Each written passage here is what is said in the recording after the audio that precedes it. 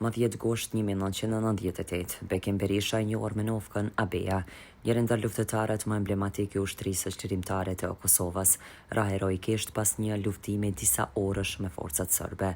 Luftëtari i UÇK-s, Bekim Berisha, në betejën e Jonikut më 29 maj 1998 u angazhua në mbrojtje të kësaj zone, e cila kishte një rëndësi të veçantë strategjike, duke dhënë kontributin maksimal në mbrojtjen e këtij fshati që të mos bie në duart të forcave serbe, të cilat e kishin rrethuar me një arsenal të madh ushtarak e njerëzor. Dhe pikërisht rënia Bekim Berishës në fushë të nderit, bashkë me luftëtarët Trima, Bedri Shalën, Elton Sherkën, Përmet të Volën e Bashkim Lekun, që Joniku të bie në duart e forcave serbe. Ishte kjo dita 10 gushtit të vitit 1998, kur nga një predhë topi bie Bekim Berisha duke hyrë në përjetësinë e luftës për çlirimin e Kosovës nga forcat serbe. Bekim Berisha në fillim të luftës në Kroaci e më vonë edhe në Bosnjë shpërtheu lufta e kroatëve dhe bosnjakëve kundër regjimit kolonial serb. Edhe pse me profesion nga fusha e turizmit dhe veterinarisë, Bekim Berisha pa hezituar ju përgjigj vullnetarisht ftesës për luftën kundër regjimit.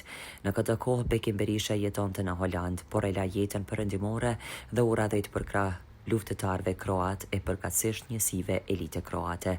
Si luftëtar dhe strateg në luftën kundër serbëve në Kroaci, shtabi i përgjithshëm i ushtrisë kroate dekoroi Bekim Berishën me gradën e generalit. Nga lufta e Kroacisë, Bekim Berisha kalon në luftën e Bosnjës, përsëri kundër forcave serbe, duke marrë pjesë në shumë betejë të ashpra. Situata pas luftës në Sloveni, Kroaci dhe Bosnjë tregonte qartë se nuk ishte largët dita kur edhe në Kosovë do të fillonte lufta. Andaj Bekimi në fillim të marsit të vitit 1998 me një grup shokësh mërgjimtar hyn në mënyrë ilegale në Kosovë, duke u sistemuar në radhët e ushtrisë çlirimtare të Kosovës. Në fillim u sistemua në Aqarev të Drenicës, kështu filloi organizimi dhe përgatitja e parë me ushtarët e rinj për mësime të artit ushtarak. Më 22 prill 1998 në Aqarev, Bekim Berisha me luftëtarët e tjerë të UÇK-s ngriti flamurin shqiptar dhe hapi akademinë ushtarake. Mirë po në këtë kohë luftimet në mes të forcave serbe dhe atyre të UÇK-s u ashpërsuan shumë në zonën operative të Dukagjinit. Bekim Berisha bashkë me dëshmorin Bedri Shala shkua në Glogjan të Deçanit, duke u bërë kështu krah i fort i komandantit Ramush Haradinaj dhe luftëtarëve të Dukagjinit. Këtu Bekim Berisha tregoi shkatësinë në përgatitjen ushtarake të ushtarëve të rinj, e sidomos edhe në bartjen e sigurimit dhe grumbullimin e armatimit. Luftëtari i UÇK-s Bekim Berisha në betejën e Jonikut më 29 maj 1998 u angazhua në mbrojtje të kësaj zone, e cila kishte një rëndësi të veçantë strategjike, duke dhënë kontribut maksimal në mbrojtjen e këtij fshati që të mos bie në duart e forcave serbe.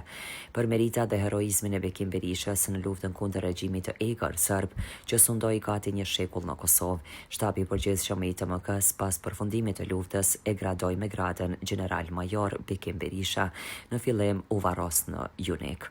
Edhe pse historianët mendojnë se dojemi i fushë veprimtarisë së individit të ngushton fushën e interesit të historianit, figurat markante si që është figura Bekim Berishës është përgjegjësi e madhe për çdo pend historike që do të merret me këtë figurë.